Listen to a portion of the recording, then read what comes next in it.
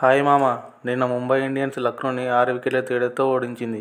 కానీ ఈ గెలుపుతో Mumbai Indians playoff అవకాశాలు ఎలా ఉన్నాయి? ఈ సీజన్లో మిగతా టీమ్స్ ప్లేఆఫ్ అవకాశాలు ఎలా ఉన్నాయి? ఈ వీడియోలో తెలుసుకుందాం. లైక్ చేసి సబ్స్క్రైబ్ చేయండి మామ! ప్రస్తుతం పాయింట్ టేబుల్ ఇలా ఉంది.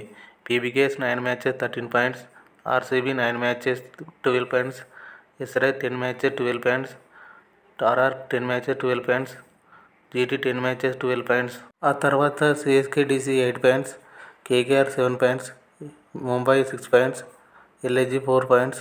ముందుగా ముంబై ఇండియన్స్ విషయానికి వస్తే ఇది వాళ్ళ కష్టమైన సీజన్ మామ.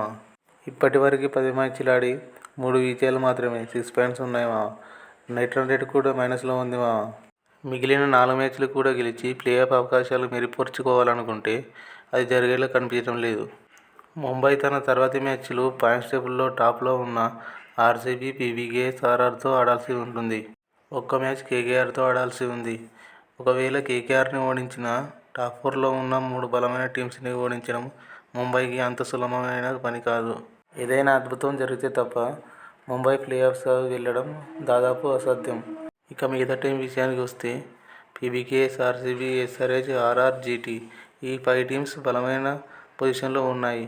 వీళ్ళు ఆడే మ్యాచ్లలో 2 లేదా 3 గెలిస్తే టాప్ 4లోకి వెళ్ళిపోతాయి. ఇక్కడ ఆర్సీబీ టీంకి మంచి అడ్వాంటేజ్ ఉంది మామ.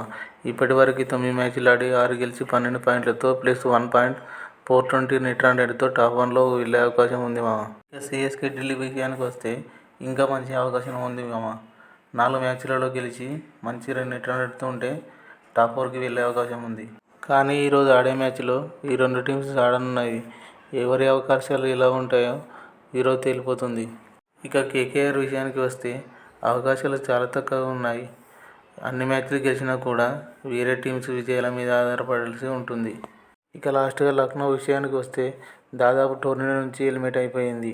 ఈ సీజన్లో ప్లేఆఫ్స్ రేస్ చాలా టైట్గా, థ్రిల్లింగ్గా ఉంది. ముంబై ఇండియన్స్ ప్లేఆఫ్స్కి వస్తుందా రాదా కామెంట్ చేయండి మామ.